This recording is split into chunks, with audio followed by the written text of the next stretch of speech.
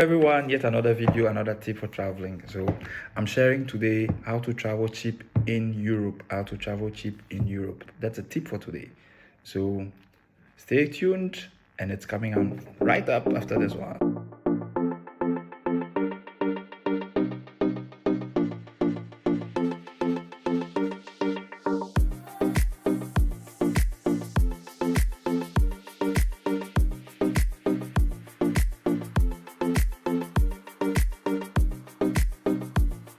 So hello guys, this is another video, this is another travel tip, and this time I want to speak about traveling around Europe. There's very cheap ways of traveling around Europe, and you can in just about 3, 4, 5 days visit a lot of European countries if you are able to set things right and if you're able to arrange things right. So let's get going. So first of all, you have to understand that Europe is first of all divided in 4 areas. There's Western Europe, which is France, Germany, Belgium, Switzerland, and Austria, and these countries, Luxembourg, Belgium, Netherlands, the common ones that everybody knows and everybody likes to go to. And then there's Southern Europe, which is Portugal, Spain, Italy, Greece. They're less known, but they're also good. And then there's Eastern Europe. Eastern Europe is Poland, Lithuania, Belarus, Ukraine, Hungary, Czech Republic, Bosnia, Slovakia, Romania, and the list goes on and on. And then Northern Europe, Iceland, Norway, Sweden, Finland, Denmark, and the like. UK was part of Europe at some point in time in terms of EU, but it's no more, but it's also still part of Europe. So I'll refer to it as British Isles or British Islands, but then we'll say Great Britain, UK. So these are the parts of Europe. Now, why do you need to know that part of Europe is that transportation is cheaper based on the part of Europe that you are in. So for example, in Western Europe, moving from France to Germany is very cheap. Whereas moving from France to Eastern Europe, like in Poland, it's much more expensive because of the distance and because of the company that you use. So if you want to move freely between Eastern Europe, you can't use a company that is in Western Europe. It might be available, but it will not be cheap at all. So if you know the part of Europe in which you are and you know the company to use in that part of Europe, that's the trick. Then that's how you're able to travel cheap and then go everywhere across Europe. That's the most important part. That's why you need to know the part of Europe and then which transport company. So before we talk about transport companies, let's talk about transport means. So in Europe, you can go by flight, you can go by bus, you can go by boat, or you can go by train. Now, they tend to be cheaper depending on, so for example, if you pick a flight about 1 year earlier, it could be as cheap as a bus fare or a train. So it depends. So a train can also be cheap depending on how you get it or how early you get it. It cut across is not just one way. So you have to know it, you have to study it, you have to look, you have to search, then you know. Okay, but the key is this: to make the transport free, for example, you really have to book very early. 6 months max, 3 months not so advisable, but you can do that. Okay, so I booked a bus, for example, for me, my wife, and our 3 kids, and we are all paying the same fare. And so when I asked them why, because I know for kids it's like really cheap or discounted, he said simply because I didn't book it very early. It's considered an adult seat, it's counted by seats, it's for everybody.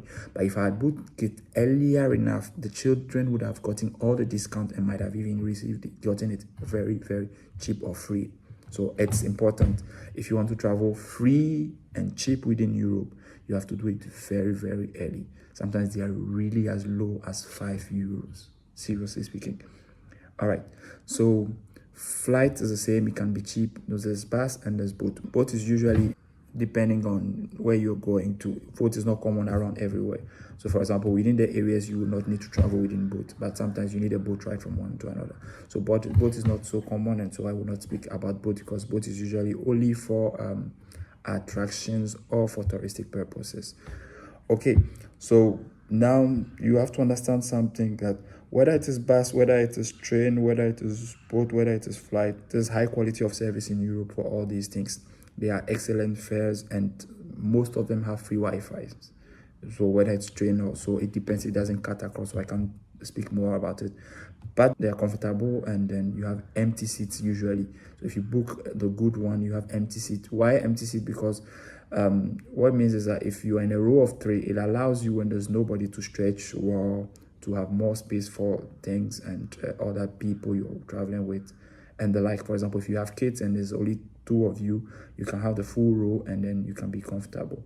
That is, for example, for overnight flights or overnight buses or overnight trains. A lot of people do not travel overnight. Some people are going somewhere, so usually go during the day. So if you pick it at night, it's more often free and you have empty spaces, and so you can stretch and you can use the space for anything you would like to normally when you travel. So it does happen. All right. So for Western Europe, which is France and Germany, Netherlands, and everything, all the airlines work. KLM, Air France. All you have to do is book very early and you can get a good flight.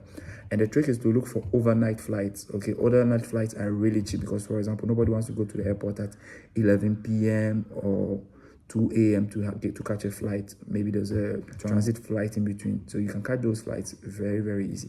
So what you do is you go to the airline bookings website, the page, you make a multi-trip, multi-city, and then you put in a lot of cities and then you look into them and then you get them really cheap, especially when you add multi-city. And so when it comes to the bus, the train, some of the companies are bus and train.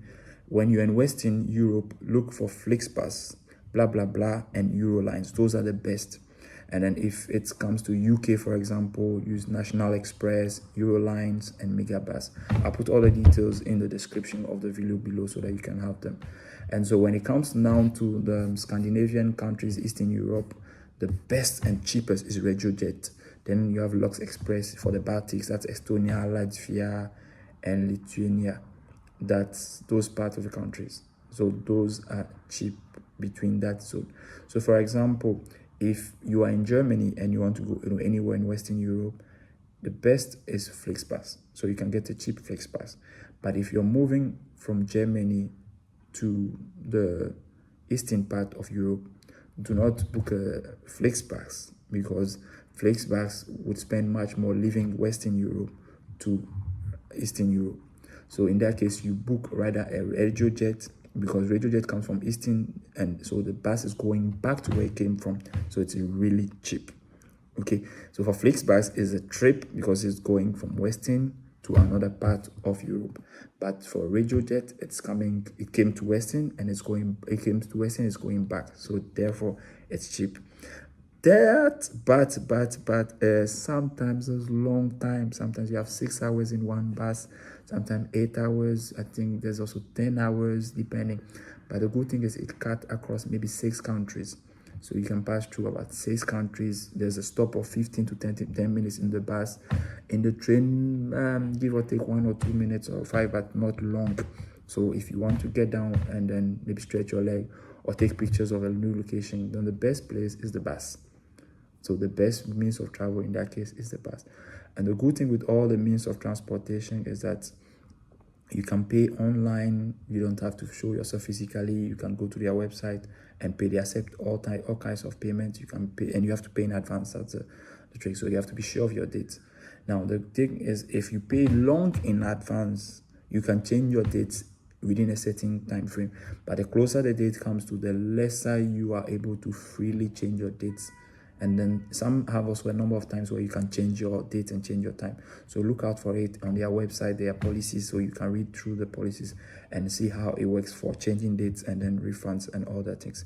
And so they have applications on your phone also. And so when you look at that, then you're able to.